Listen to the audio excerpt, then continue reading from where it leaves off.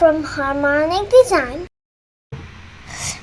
Welcome to Surface Design and hello everybody, a podcast where we make sense of the messy human side of surface design.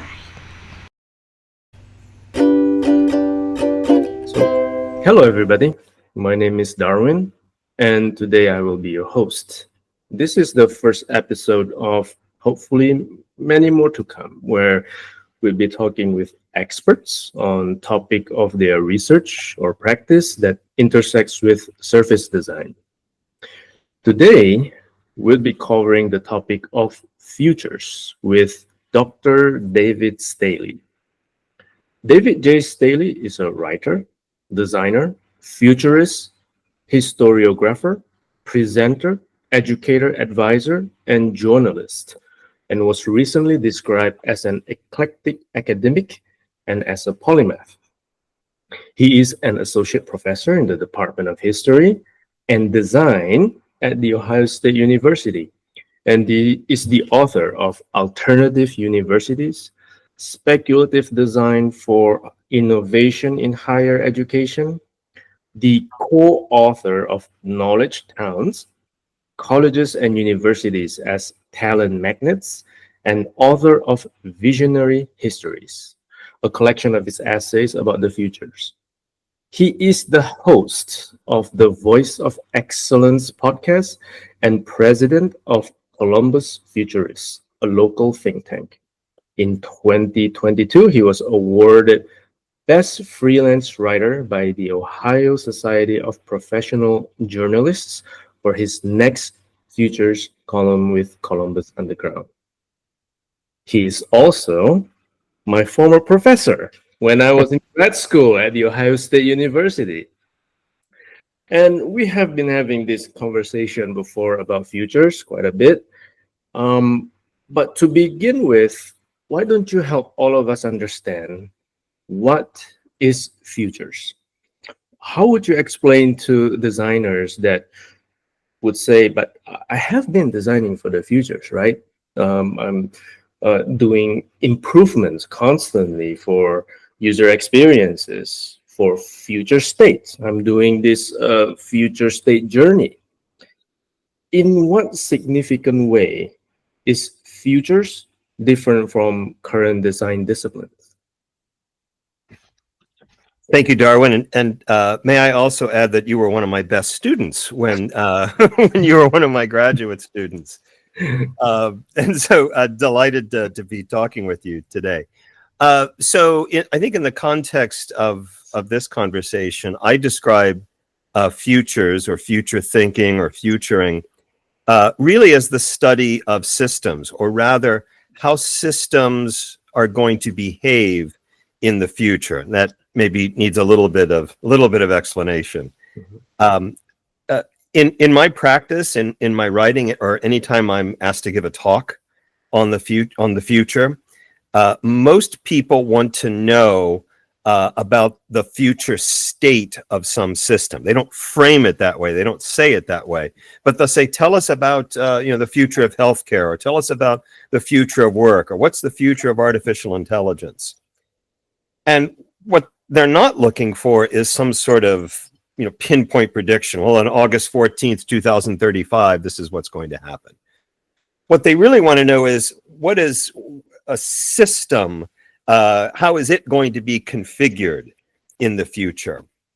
And so I sometimes will say that futures, especially as applied to design, is essentially systems design. There are sort of three broad reasons that we engage in this sort of work, in this sort of futures work. The first is to try to identify what are the main drivers, what are the main blockers of these systems. From drivers and blockers come trends. So what are the trends that are going to occur over the next 5, 10, 15 years? And how will those trends interact with each other to produce a changed environment, whatever that environment might look like.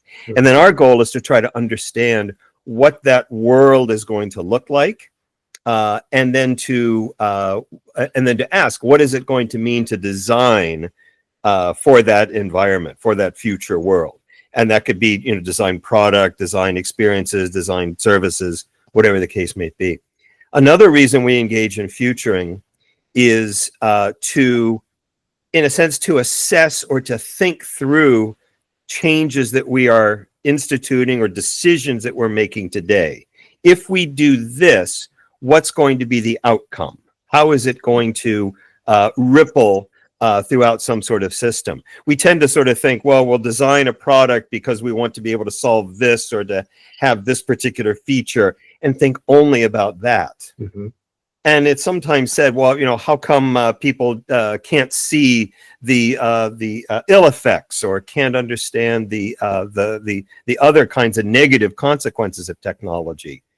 And I say, typically, that's because they didn't look. They didn't think it through. So futuring is as much trying to understand what are all of those implications going to be. And then a third approach is, it goes by different names. It's sometimes called backcasting. I prefer idealized design, but it's essentially a technique or an approach where you design the future that you want.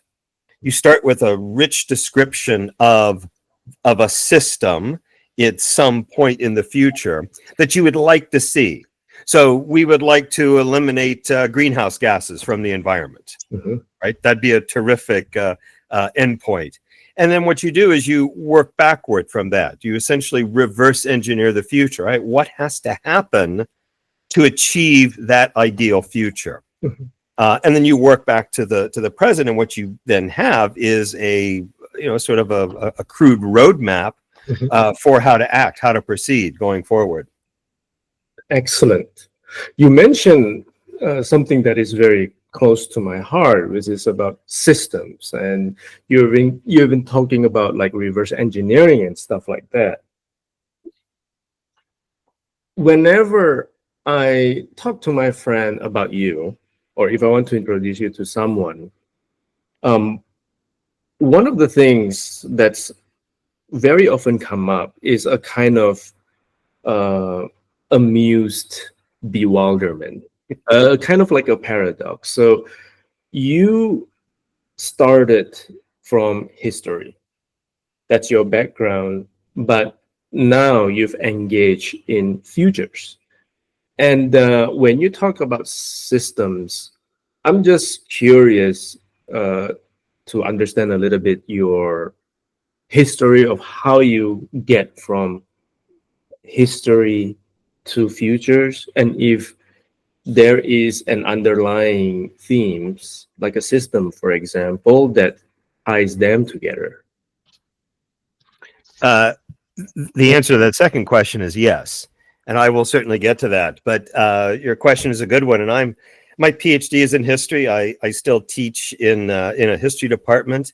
But you're right. I've been thinking about the future for the last 25 years or so, both in my academic practice and also professionally through some consulting that I've done with clients. But my interest in the future goes back to my childhood. I read a lot of science fiction. If I read anything, I read science fiction, and I didn't read history. I didn't really have an interest in history. The summer before I went off to university, I had a job that afforded me the opportunity to have a lot of downtime, and I read that summer. I read Isaac Asimov's Foundation trilogy. I read all 3 books that summer, and I know that I think it was HBO just did a series on Foundation. But for those who haven't read it, the series centers around a science fiction or a fictional academic discipline called psychohistory. We're using statistics, especially of mass number of people. The main character was able to predict with astonishing precision how the future was going to unfold. And boy, I was just mesmerized by these books. And I said, that's what I want to study when I get to university. I want to study the future. I want to study psychohistory. And then I got to university, and there is no there is no Department of Futures. There's certainly no Department of Psychohistory, and so I think I ended up in the closest thing, which was history, which had, as it turns out, and I probably only realized this in hindsight, had a lot of the same sort of ideas that I wanted to pursue, except rather than looking at the future, historians look at the past. My second book, you didn't. I wrote a book in 2007 called History and Future, which is essentially a book describing how the historical method can be used to study the future. I was in graduate school and had a terrific advisor. I studied German history for my PhD, and I was getting my degree about the time that the Berlin Wall fell. And he would gather us together every week, essentially to read the newspaper and just try to understand and figure out what was going on in Germany. And as part of what we did is in this seminar was we did a little bit of forecasting. We did a little bit of futuring about what a post unification Germany might look like. That, as it turns out, we were pretty prescient, I think, in some of our predictions. At about that time, I was having I was at a family gathering, and my wife's cousin asked me, I think, just to make conversation, so what's happening in Germany? I studied Germany. What's happening in Germany? So I told him what we were working on. He says, well, we should have you come in to our company and talk to our leadership about this. We do a lot of business in Germany. I said, oh gosh. I said, all I do is read the newspaper. And they said, yeah, but you can help us make sense of all this. And that was a very powerful lesson for me. I think that the ability to make sense of the world is something that people would be willing to pay money from. And I think it was from that I got my interest in sort of the academic study of the future. I discovered that there were philosophers and sociologists and others who think about the future, and that sort of moved me along that path. How do I connect that to history? I've come to the conclusion, and I've only come to this within the last 5 years or so, is that if futurists study the potential behavior of future systems, historians study the past behavior of complex systems. Right.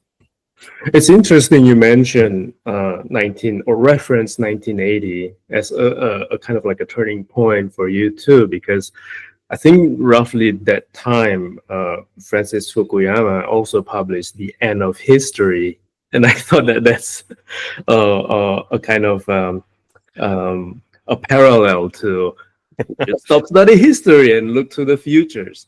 The other thing that I referenced earlier, that I'm your grad student. I'm in the design department.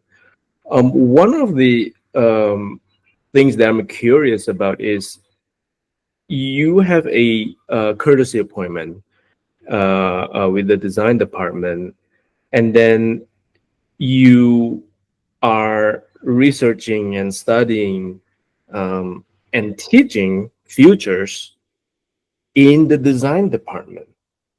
Why specifically you think you are teaching in design department rather than in psychology or in engineering and so forth? What's appealing about design? A really, really good question, Darwin. And so there's, I suppose, two answers. One serious and one maybe a little glib. The serious one is that I think in some ways designers already have a sense of the future. I mean, you began our conversation by suggesting that maybe designers already look forward in their work, even if they don't necessarily use the formal techniques that futurists employ. And so I think in some ways design is a welcoming place in the academy for futures, because as I suggested, at least in this country, there are very, like, on one hand, you can count the number of places that you can get a degree of any kind in future studies. And so I think in that sense, design is sort of welcoming. The glib response I was going to give is a colleague, she and I have known each other for years. And in fact, it was around futuring work. She's a designer who was interested in futures work, joined the Department of Design and thought and said, this guy Staley might be a good person to bring in on a courtesy appointment. And so I suppose in that sense, it was a serendipity. But I do believe that of all the departments you list there, design is probably the most welcoming to these sorts of approaches. And I can say with absolute confidence, we're so glad that you're there to teach us about futures. Today, it's June 2025. I'm curious if you can talk a little bit about where is futures being currently applied? Where is it most effectively applied? And I'm curious about some of the current limitations of the practical applications of futures too. If practical application is a fair question to ask. No, it is. It absolutely is. So I'd mentioned earlier that I had a formal consulting practice for about a decade or so, and now I do it sort of occasionally and informally. But I mean, I could list a number of companies or industries that hire futurists, that have had in-house futurists. They tend to be larger, sort of global corporations. I think there's a sense that if you have the staffing, that sort of capacity to be able to have futurists. But I should also say that I think in some ways a futurist on staff, or even in a consulting arrangement, is a hard sell for many organizations, because very few feel that they have the luxury to look ahead. Or rather, they think, we're so mired in problems right now that we can't really look beyond, next quarter. And I've been told that on many, many, many occasions. I think in some ways it's an American obsession in some ways. There are some companies that I've worked with. Let's say some Japanese firms. I'll just leave it at that. Who are not only thinking about the future, but are very, very far ahead, at least in comparison to the way Americans look. There's one company that's looking out to 2050, for instance. And so I think that's probably the biggest challenge facing foresight, that thinking about the long term, or even thinking about tomorrow, is something of a luxury until something catastrophic happens. Right. So after the Great Recession in 2008, I was getting all kinds of business. Right. Oh, tell us what else we've missed. Tell us. And then as things start to settle back down into normal, there's a sense, well, we don't need to worry about the future anymore until the next crisis comes along. Right. And it's really interesting that you talk about the challenges too, because one of my experiences with futures being implemented, it usually falls, and that's the reason why I try to frame it from the perspective of practical applications, because the ones that I've been exposed to are, and it's an American firm too, it's more like a research hub where the practice of it, or some practice of it, are very sci-fi oriented, and perhaps I'm just not mature enough to be able to digest it in a way where it could be practically applicable in the real world.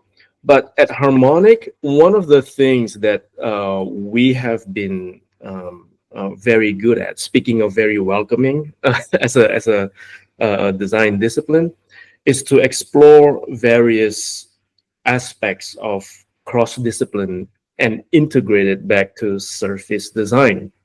And I'm curious, and we've been pursuing it very seriously in recent year. But I'm curious from your perspective, in what way do you think that futures would be best intersect with surface design, or how would they best work together so it's becoming a successful marriage? I think it goes back to the way I characterized future studies or futures research at the beginning of our talk. And I think it comes down to what is it that you want to aid a client in seeing. So first of all, what is the world going to look like, let's say in 5 or 10 years or something like that? What's going to be the shape of the world? And then to start designing for that sort of world. So when we talk about service design, when we're talking about a human-centric sort of design, the idea is that we're not designing for how people are, how they behave, or how they think today, but how they're going to think and behave. Mhm. And sometimes in the business, we call this the unarticulated needs of a consumer. Mhm. And that is one thing that futuring and foresight work has done. I sometimes describe this as a kind of anticipatory business development. Mhm. And that's a really important thing I think that foresight can do. Yeah. But as I also said, when we use idealized design techniques, we can also be proactive. We can sort of create the world that we want. Mhm. And so instead of reacting to the trends, reacting to the drivers, we can have some agency in designing the world that we want. Yeah. And it strikes me that that has all kinds of important positive consequences for service design. Mhm. So we are almost at time, and I want to close with a final question.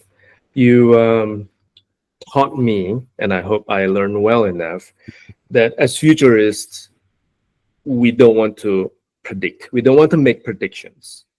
But it's important to be able to scan the horizon and then attain some foresights, and then have the agencies to shape the future as well.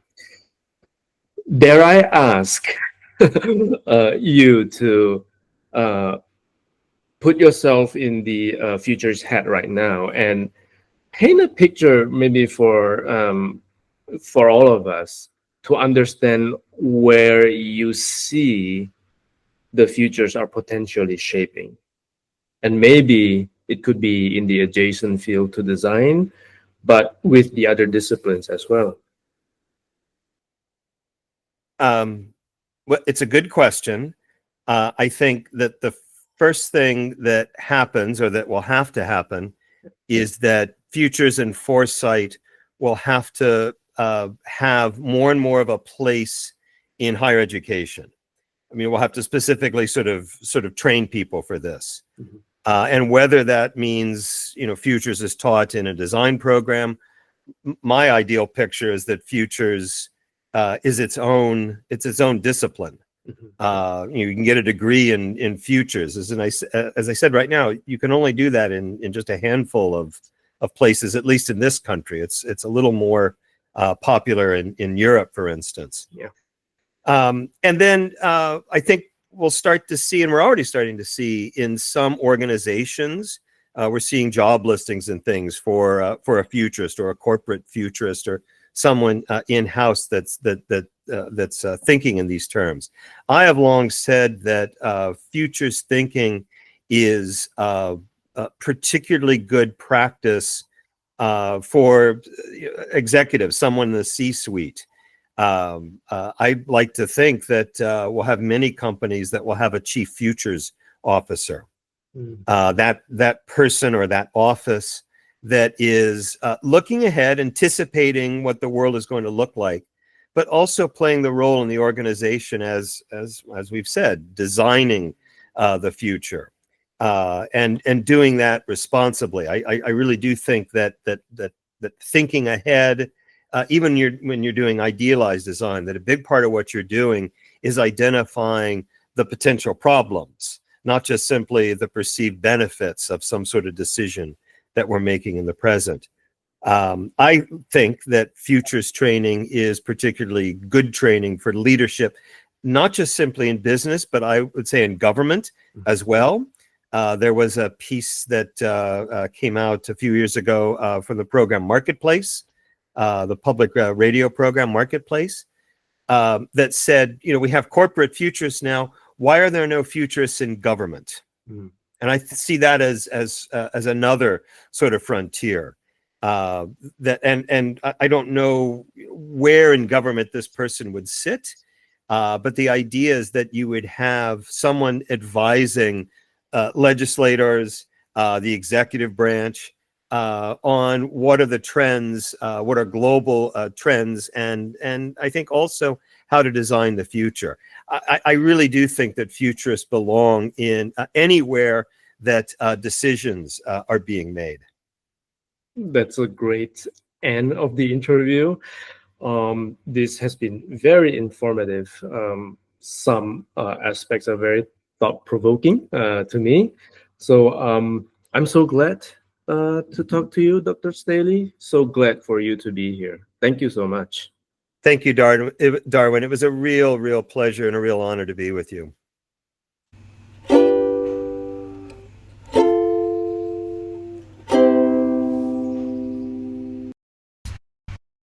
Thanks for tuning in to Hello Everybody. If today sparked something new or even just got you curious, head to thisisharmonic.com to see how we co-create services that are more human, inclusive, and sustainable.